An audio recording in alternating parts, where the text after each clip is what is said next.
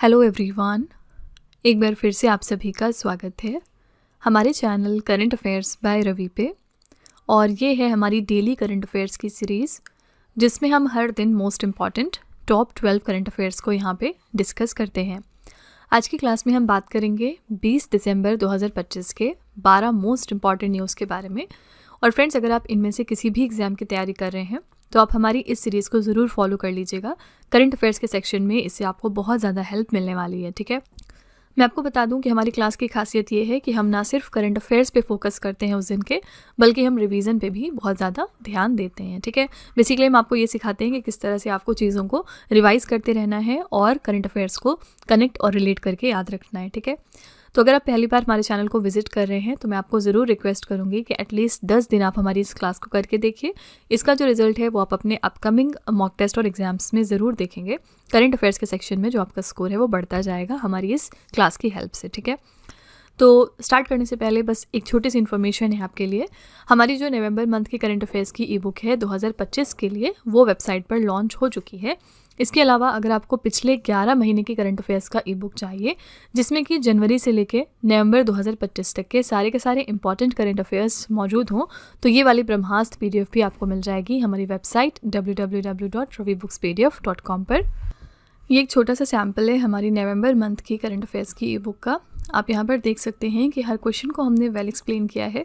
यहाँ पर हम हाइलाइट्स, इंपॉर्टेंट पॉइंट और स्टैटिक जीके के साथ साथ पिक्चर्स का इस्तेमाल करते हैं ताकि आपको हर क्वेश्चन की प्रॉपर अंडरस्टैंडिंग हो सके और आप लॉन्ग टर्म तक इनको ध्यान में रख सकें। ठीक है, तो अगर आप इंटरेस्टेड हैं, अगर आप हमारी इन बुक्स को परचेज़ करना चाहते हैं तो ये वेबसाइट है, आप यहाँ पर जाकर इनको ज़रूर चेकआउट कर लीजिएगा। चलिए आज की क्लास पर हम आते हैं और सबसे पहले हम शुरू करेंगे क्विक रिवीजन के साथ। यानी कि हमने एक दिन पहले जो टॉप 12 करंट अफेयर्स किए होते हैं उनको हम यहाँ पर दोबारा से रिवाइज करते हैं। कल का हमने पहला क्वेश्चन किया था, दिसंबर 2025 में किस वैश्विक नेता को एथियोपिया के सर्वोच्च नागरिक सम्मान जिसका नाम है द ग्रेट ऑनर निशान ऑफ एथियोपिया, इससे सम्मानित किया गया? तो ये हैं हमारे prime minister Narendra Modi. Question number 2 हमने किया था, भारतीय सैन्य अकादमी से ग्रेजुएट होने वाली पहली महिला अधिकारी कौन बन गई? इनका नाम है साई जाधव। क्वेश्चन नंबर 3 था, वैश्विक निवेश जोखिम और लचीलापन सूचकांक 2025 में भारत को कौन सा स्थान मिला है? तो हमें 104वां स्थान मिला, 104वां स्थान। टॉप 3 देश इसमें कौन से थे? स्विट्जरलैंड, डेनमार्क और नॉर्वे। क्वेश्चन नंबर 4 हमने किया था, लगातार तीसरी बार फीफा महिला प्लेयर ऑफ द ईयर का पुरस्कार किसने जीत लिया है? ये अवार्ड दिया गया एताना बोनमाटी को। ये स्पेन देश को बिलोंग करती हैं और बार्सिलोना के लिए खेलती हैं। फीफा पुरुष प्लेयर ऑफ द ईयर 2025 का खिताब मिला उस्मान डेम्बले को। ये फ्रांस से हैं और पेरिस सेंट जर्मन के लिए ये खेलते हैं। ठीक है, क्वेश्चन नंबर 5 है, भारत का पहला वन्यजीव सुरक्षित राजमार्ग किस राष्ट्रीय राजमार्ग पर शुरू किया गया? तो NH45 पर, और ये कहाँ पर है? मध्य प्रदेश में। नेक्स्ट था, लोवी इंस्टीट्यूट द्वारा प्रकाशित एशिया पावर इंडेक्स 2025 के अनुसार भारत एशिया के सबसे शक्तिशाली देशों की सूची में किस स्थान पर रहा? तो हम तीसरे स्थान पर थे। शीर्ष 3 देश इसमें कौन से हैं? पहले पर अमेरिका है, दूसरे पर चीन है और तीसरे पर भारत है। क्वेश्चन नंबर 7 हमने किया था, वार्षिक द्विपक्षीय समुद्री अभ्यास जिसका नाम है एकता, ये भारत और किस देश के बीच में आयोजित हुआ है? तो मालदीव्स के बीच और भारत के बीच। ये इसका 8वां संस्करण था और ये इवेंट हुआ है मालदीव देश में। क्वेश्चन नंबर 8 हमने किया, 98वें अकादमी पुरस्कार यानी ऑस्कर 2026 में सर्वश्रेष्ठ अंतर्राष्ट्रीय फीचर फिल्म श्रेणी के लिए किस भारतीय फिल्म को शॉर्टलिस्ट किया गया? ये फिल्म थी होमबाउंड और इसके निर्देशक हैं नीरज घायवान।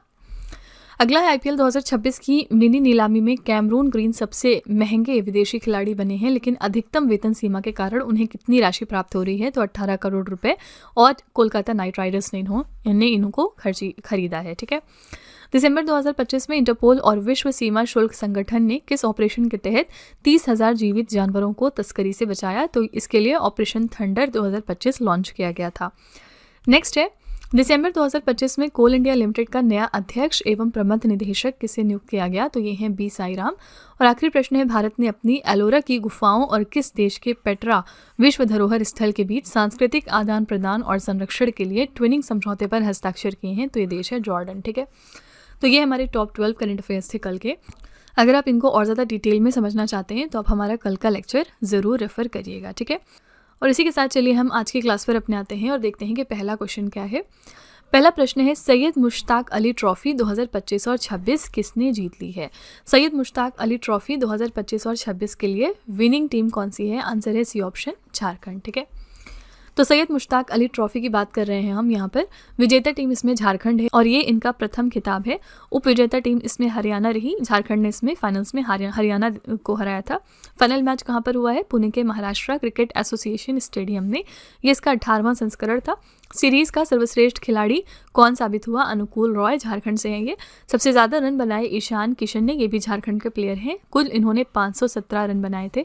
सबसे ज़्यादा विकेट लिए थे अशोक शर्मा ने, ये राजस्थान से हैं। कुल यहाँ पर इन्होंने 22 विकेट लिए थे। ठीक है, तो यहाँ पर सैयद मुश्ताक अली ट्रॉफी के लिए विनिंग टीम कौन सी है? झारखंड। ओके, इसके अलावा एक और ट्रॉफ़ी है जो एग्ज़ाम में बहुत ज़्यादा पूछी जाती है और इसका नाम है दुलीप ट्रॉफ़ी। ठीक है, दुलीप ट्रॉफ़ी के लिए इस साल विनिंग टीम थी सेंट्रल जोन और इन्होंने फाइनल्स में साउथ जोन को हराया था। ठीक है, और सेंट्रल जोन की इसी के साथ ये 7th नंबर की दुलीप ट्रॉफ़ी थी।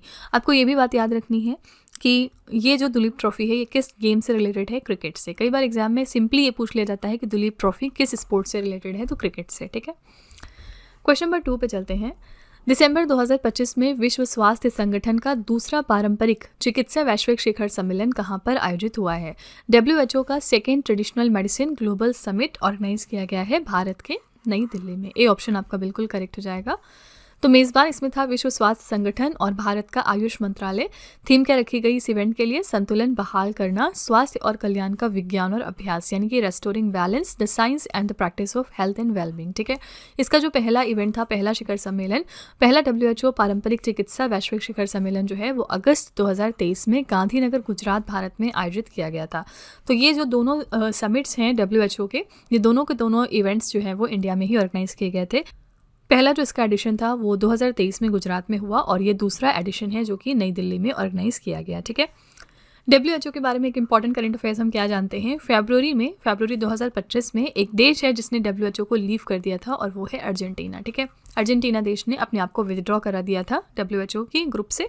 और इसी के साथ जो सूरीनाम देश है, इसके बारे में एक फैक्ट याद रखिएगा कि WHO ने इनको इसी साल डिक्लेयर किया है कि ये देश मलेरिया फ्री हो गया है। ये एग्जाम का बहुत फेवरेट क्वेश्चन होता है कि कौन सा देश है जिसको WHO ने मलेरिया फ्री घोषित किया है, तो ये देश है सूरीनाम। ठीक है, WHO का हेडक्वार्टर कहाँ पर है? स्विट्ज़रलैंड के जनेवा शहर में। ठीक है, यहाँ पर हमने बात करी समिट्स की, तो चलिए हम कुछ 2025 के इंपॉर्टेंट सम्मेलन एक बार रिवाइज कर लेते हैं क्विकली। पहला यहाँ पर SCO शिखर सम्मेलन यानी शंघाई कोऑपरेशन ऑर्गेनाइजेशन का शिखर सम्मेलन, ये हुआ था चीन के तियानजिन शहर में। नाटो शिखर सम्मेलन हुआ है नीदरलैंड्स के हेग में। 17वां जो ब्रिक्स शिखर सम्मेलन था 2025 में, वो होस्ट किया ब्राज़ील के रियो डी जनेरियो ने। 18वां ब्रिक्स शिखर सम्मेलन 2026 में भारत में होगा। शंघाई सहयोग संगठन की रक्षा मंत्रियों की जो बैठक है वो चीन के किंगदाओ शहर में होगी।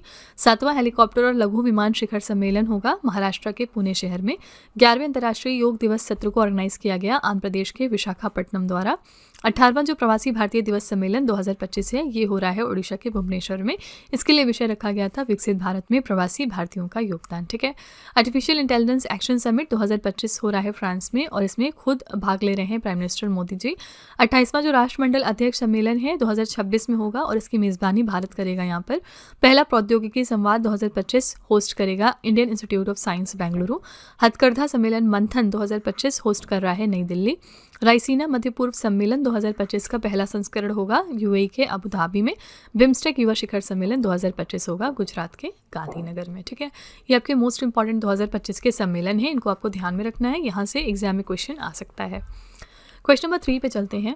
दिसंबर 2025 में ओमान ने अपने सर्वोच्च नागरिक सम्मान जिसका नाम है order of Oman first class से किसे सम्मानित किया गया है? तो ओमान का ये हाईएस्ट सिविलियन ऑनर है, इसका नाम है order of Oman first class और ये इन्होंने इस साल प्रेजेंट किया हमारे प्राइम मिनिस्टर मोदी जी को। ठीक है, अभी हमने पीछे बात करी कि एथियोपिया ने अपना हाईएस्ट ऑनर दिया था मोदी जी को और उसके जस्ट बाद ओमान देश ने भी अपना highest civilian honour prime minister Modi ji को प्रेजेंट किया है। तो यहाँ पर प्रधानमंत्री मोदी जी को दिसंबर 2025 में ओमान की आधिकारिक यात्रा के दौरान इस प्रतिष्ठित पुरस्कार से सम्मानित किया गया और ये सम्मान ओमान के सुल्तान हैतम बिन तारिक द्वारा प्रदान किया गया। ठीक है, PM मोदी जी को अब तक 29 अंतर्राष्ट्रीय सम्मान प्राप्त हो चुके हैं। ठीक है, तो एथियोपिया के बाद ओमान देश ने भी इनको अपना हाईएस्ट सिविलियन ऑनर प्रेजेंट किया है। ओमान की यहाँ पर बात करेंगे तो पिछले दिनों ओमान जो है वो फर्स्ट कंट्री बनी थी जिसने कि Wi-Fi 7 टेक्नोलॉजी को इम्प्लीमेंट कर दिया है अपने एयरपोर्ट पे। ठीक है, क्वेश्चन नंबर 4 पे चलते हैं। दिसंबर 2025 में हरियाणा राज्य सरकार ने किस शहर को राज्य का 23वां जिला घोषित करने की मंजूरी दे दी है? कौन सा शहर है जो राज्य का 23वां जिला बन रहा है। कहाँ पर? हरियाणा राज्य में। करेक्ट आंसर यहाँ पर हो जाएगा हांसी, सी ऑप्शन। ठीक है, तो हरियाणा के मुख्यमंत्री हैं नायब सिंह सैनी और इनकी अध्यक्षता में हुई कैबिनेट बैठक में नए जिले हांसी को मंजूरी दे दी गई है। इसमें कुल 110 गांव शामिल हैं। नए जिले का गठन हिसार जिले से अलग करके किया गया है। ठीक है, तो इनका जो नया 23rd नंबर का डिस्ट्रिक्ट है उसका नाम है हांसी। फाइन। इसी तरह से हम जानते हैं कि उत्तर प्रदेश की जो सरकार है इन्होंने भी अपने यहाँ पर 76 नंबर का डिस्ट्रिक्ट क्रिएट किया है और इसका नाम क्या रखा है? इसका नाम इन्होंने रखा है कल्याण सिंह नगर। ठीक है, ये जो है उत्तर प्रदेश का 76 नंबर का डिस्ट्रिक्ट बना है। यहाँ पर हमने हरियाणा की बात करी, तो चलिए हम हरियाणा का एक बार राज्य दर्शन कर लेते हैं बड़े दिनों के बाद। हरियाणा की राजधानी है चंडीगढ़ और इसकी स्थापना हुई थी 1 नवंबर 1966 को। मुख्यमंत्री यहाँ पर हैं नायब सिंह सैनी और राज्यपाल हैं असीम कुमार घोष। पंजाब और हरियाणा उच्च न्यायालय के मुख्य न्यायाधीश हैं न्यायमूर्ति शील नागू। राष्ट्रीय उद्यान यहाँ पर कौन कौन से हैं? सुल्तानपुर राष्ट्रीय उद्यान और कलिसर राष्ट्रीय उद्यान। लोकसभा में इसकी 10 सीटें हैं, राज्यसभा में 5 सीटें और विधानसभा में कुल 90 सीटें हैं। पड़ोसी राज्य कुल 5 हैं। कौन कौन से? पंजाब, हिमाचल प्रदेश, उत्तर प्रदेश, उत्तराखंड और राजस्थान। पड़ोसी केंद्र शासित प्रदेश 2 हैं, चंडीगढ़ और दिल्ली। ठीक है, राजकीय पक्षी यहाँ पर है काला तीतर यानी कि ब्लैक फ्रैंकोलिन। राजकीय पशु है काला हिरन यानी ब्लैक बक। राजकीय खेल यहाँ पर होता है कुश्ती और राजकीय वृक्ष है पीपल। साथ ही राजकीय फूल है कमल और राजकीय फल है आम। ठीक है, ये आपका पूरा हरियाणा का राज्य दर्शन हो गया। इसको आपको ध्यान में रखना है, ये स्टैटिक जीके में कई बार एग्जाम में क्वेश्चन पूछ लिया जाता है। क्वेश्चन नंबर 5 पे चलते हैं। संयुक्त सैन्य अभ्यास डेजर्ट साइक्लोन 2 का दूसरा संस्करण भारत और किस देश के बीच में आयोजित हुआ है? सिंपली आपसे पूछा जा रहा है कि डेजर्ट साइक्लोन नाम की एक्सरसाइज इंडिया कौन से देश के साथ में करता है? करेक्ट आंसर है डी ऑप्शन, संयुक्त अरब अमीरात। ठीक है, इस साल जो हमने किया है 2025 में वो इसका दूसरा संस्करण है। तो इसमें भारत और संयुक्त अरब अमीरात 2 देशों ने हिस्सा लिया। दूसरा संस्करण था ये, और ये कब से कब तक हुआ? 18 दिसंबर को शुरू हो गया है, 30 दिसंबर तक चलेगा। कहाँ पर हो रहा है? संयुक्त अरब अमीरात के अबू धाबी में। भारतीय दल की तरफ से हिस्सा लिया है मैकेनाइज्ड इन्फेंट्री रेजिमेंट के 45 कर्मियों ने। उद्देश्य क्या है? शहरी वातावरण में उप पारंपरिक अभियानों के लिए आपसी तालमेल और रक्षा सहयोग को मजबूत करना। ठीक है, करेक्ट आंसर यहाँ पर हो जाएगा डी ऑप्शन, संयुक्त अरब अमीरात। ऑप्शन में है साउथ कोरिया, सऊदी अरेबिया और ऑस्ट्रेलिया। आइए देखते हैं इनके साथ हम कौन सी एक्सरसाइजेस करते हैं। साउथ कोरिया के साथ इस साल इंडिया ने अपनी एक नई एक्सरसाइज शुरू करी है और इसका नाम है इन रॉकन। ठीक है, याद रखिएगा क्योंकि ये पहली बार है जब ये एक्सरसाइज इंडिया और साउथ कोरिया के बीच में हो रही है। सऊदी अरेबिया के साथ हम एक इंपॉर्टेंट एक्सरसाइज करते हैं और इसका नाम है एक्सरसाइज सदा तनसीक। ओके, और ऑस्ट्रेलिया के साथ हम 2 इंपॉर्टेंट एक्सरसाइज करते हैं। पहली आपकी हो गई ऑस इंडेक्स और यहाँ पर दूसरी इंडेक्स जो एक्सरसाइज है वो हो गई ऑस्ट्रा हिंद। ठीक है, तो ये जो दोनों एक्सरसाइजेज हैं ये हम करते हैं ऑस्ट्रेलिया के साथ में। ओके, क्वेश्चन नंबर 6 है, किस राज्य सरकार ने अपनी जनता के प्रति व्यक्ति आय को दोगुना करने के लक्ष्य के साथ 7 निश्चय 3.0 योजना की मंजूरी दे दी है? 7 निश्चय 3.0 यानी 7 रिजॉल्व्स 3 नाम की जो स्कीम है ये कौन से स्टेट गवर्नमेंट ने लॉन्च की है? एम क्या है? पर कैपिटा इनकम को डबल करना अपने यहाँ के लोगों की। करेक्ट आंसर यहाँ पर हो जाएगा सी ऑप्शन, बिहार। ठीक है, तो बिहार के मुख्यमंत्री हैं नीतीश कुमार और इनकी अध्यक्षता में हुई कैबिनेट बैठक में 7 निश्चय 3.0 योजना की मंजूरी दी गई। ये योजना 2025 और 30 के लिए है, जो दोगुना रोजगार, दोगुनी आय, समृद्ध उद्योग, कृषि प्रगति, उन्नत शिक्षा, सुलभ स्वास्थ्य, मजबूत आधारभूत संरचना और सबका सम्मान जैसे 7 निश्चयों पर केंद्रित है। ठीक है, करेक्ट आंसर हो जाएगा सी ऑप्शन, बिहार। बिहार में इस साल जो इलेक्शंस हुए थे उसमें रिजल्ट क्या आया था? एनडीए ने यहाँ पर बहुमत हासिल किया था, जिसके बाद मिस्टर नीतीश कुमार यहाँ के अगेन चीफ मिनिस्टर बन गए। इसी के साथ ये 10वीं बार है जब नीतीश कुमार चीफ मिनिस्टर बन रहे हैं बिहार राज्य के। ठीक है, क्वेश्चन नंबर 7 है, संस्कृति मंत्रालय के ज्ञान भारतम मिशन के तहत भारत का पहला योग और आयुर्वेद आधारित क्लस्टर सेंटर किसे घोषित किया गया? इंडिया का पहला yoga and Ayurveda based cluster centre कौन सा है under the ministry of cultures ज्ञान भारतम मिशन? करेक्ट आंसर है पतंजलि योगपीठ हरिद्वार का। ठीक है, डी ऑप्शन करेक्ट हो जाएगा। हरिद्वार में संस्कृति मंत्रालय के ज्ञान भारतम मिशन द्वारा पतंजलि विश्वविद्यालय को क्लस्टर सेंटर के रूप में मान्यता दी गई। ज्ञान भारतम मिशन जो है इसका उद्देश्य है भारत की बौद्धिक विरासत, विशेष रूप से जो आपकी पांडुलिपियां होती हैं और पारंपरिक ज्ञान, इनका संरक्षण करना और शोध के माध्यम से पुनः स्थापन करना। ठीक है, इसके लिए नोडल मंत्रालय कौन सा है? संस्कृति मंत्रालय। ओके, करेक्ट आंसर यहाँ पर है डी ऑप्शन, हरिद्वार का पतंजलि योगपीठ। फिलहाल हमारे कल्चर मिनिस्टर जो हैं ये कौन है? हमारे कल्चर मिनिस्टर फिलहाल हैं mister Gajendra Singh Shekhawat. Okay, question number 8 पे चलते हैं। राष्ट्रपति द्रौपदी मुर्मू ने विजय दिवस 2025 पर राष्ट्रपति भवन में जिस गैलरी का उद्घाटन किया उसका क्या नाम है? तो प्रेसिडेंट द्रौपदी मुर्मू ने हाल ही में इनॉग्रेट कर दिया है राष्ट्रपति भवन में एक नई गैलरी का, और कब किया है? On victory day 2025। और इसका नाम क्या रखा गया है? इसका नाम रखा गया परमवीर दीर्घा। ठीक है, सी ऑप्शन करेक्ट हो जाएगा। विजय दिवस हम कब मनाते हैं? 16 दिसंबर को, और इस दौरान राष्ट्रपति द्रौपदी मुर्मू ने राष्ट्रपति भवन में परमवीर दीर्घा गैलरी का उद्घाटन किया।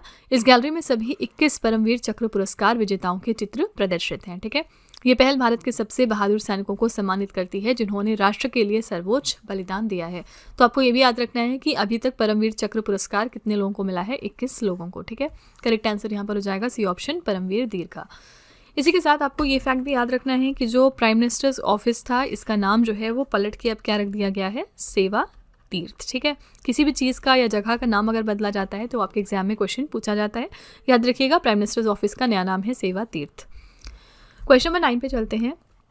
दिसंबर 2025 में भारतीय नौसेना ने दूसरी MH-60R हेलीकॉप्टर स्क्वाड्रन, जिसका नाम है INS 335 ओस्प्रे, इसको कहां पर कमीशन किया है? तो इंडियन नेवी ने कमीशन कर दिया है अपना दूसरा MH-60R हेलीकॉप्टर स्क्वाड्रन। इसका नाम है INS 335 और ये कहां पर हुआ है? करेक्ट आंसर है बी ऑप्शन, गोवा में। ठीक है, तो ये भारतीय नौसेना की दूसरी MH-60R स्क्वाड्रन है। ये स्क्वाड्रन INS हंस गोवा में तैनात की गई है। ये अमेरिकी कंपनी लॉकहीड मार्टिन द्वारा बनाई गई है। MH-60R हेलीकॉप्टर पनडुब्बी रोधी युद्ध, समुद्री स्ट्राइक और सार मिशनों के लिए डिज़ाइन किए गए हैं। ठीक है, करेक्ट आंसर यहाँ पर हो जाएगा B option, Goa. Question number 10 पे चलते हैं। दिसंबर 2025 में राम वनिजी सुतार का निधन हो गया। वो किस प्रतिष्ठित स्मारक के निर्माता के रूप में सबसे अधिक जाने जाते थे? इनके बारे में हमने ऑलरेडी बहुत बार चर्चा की है। राम वंजी सुतार का हाल ही में निधन हुआ है और ये किस लिए जाने जाते हैं? तो इन्होंने एक फेमस स्टैचू को डिज़ाइन किया था और ये है स्टैचू ऑफ यूनिटी। ठीक है, बी ऑप्शन करेक्ट हो जाएगा। ये सरदार वल्लभ भाई जी पटेल जी की जो स्टैचू है, इसको डिज़ाइन करने वाले थे Ram Sutar. Statue of unity के डिज़ाइनर है राम सुतार। इनकी 100 वर्ष की आयु में निधन हो गया। उनका जन्म 1925 में महाराष्ट्र में हुआ था। स्टैचू ऑफ यूनिटी 182 मीटर की ऊंचाई के साथ दुनिया की सबसे ऊंची प्रतिमा है। उन्हें बहुत सारे अलग अलग अवार्ड दिए गए। 1999 में पद्मश्री मिला था इनको, 2016 में पद्म भूषण और इस साल महाराष्ट्र भूषण पुरस्कार इनको दिया गया। ठीक है, तो ये आपका लेटेस्ट करंट अफेयर्स भी है, याद रखिएगा कि 2025 में महाराष्ट्र भूषण पुरस्कार किसको मिला है? आंसर है राम सुतार को। ठीक है, क्वेश्चन नंबर 11 है। ब्लूमबर्ग वेल्थ रैंकिंग 2025 के अनुसार दुनिया का सबसे धनी परिवार कौन सा है? ब्लूमबर्ग वेल्थ रैंकिंग 2025 के अकॉर्डिंग दुनिया की वेल्थिएस्ट फैमिली कौन सी है? तो आंसर है अमेरिका का वाल्टन परिवार। ठीक है, ए ऑप्शन करेक्ट हो जाएगा। ब्लूमबर्ग वेल्थ रैंकिंग के अनुसार दुनिया के सबसे धनी परिवार है वाल्टन परिवार। इनकी कुल संपत्ति है $513.4 बिलियन। मुकेश अंबानी के नेतृत्व वाला अंबानी परिवार ब्लूमबर्ग की शीर्ष 25 सूची में शामिल होने वाला एकमात्र भारतीय परिवार है और वैश्विक स्तर पर ये 8वें स्थान पर आते हैं। ठीक है, तो इंडिया की तरफ से जो मुकेश अंबानी फैमिली है, ये जो है 8वें स्थान पर आते हैं रिचनेस के मामले में। अंबानी परिवार की कुल संपत्ति है यहाँ पर $105.6 बिलियन। विश्व के टॉप 3 सबसे धनी परिवार कौन कौन से हैं? पहले पर आता है अमेरिका का वाल्टन परिवार। इनकी कुल संपत्ति है $513.4 बिलियन। दूसरे पर आते हैं अल नहयान परिवार UAE से। इनकी कुल संपत्ति है $335.9 बिलियन।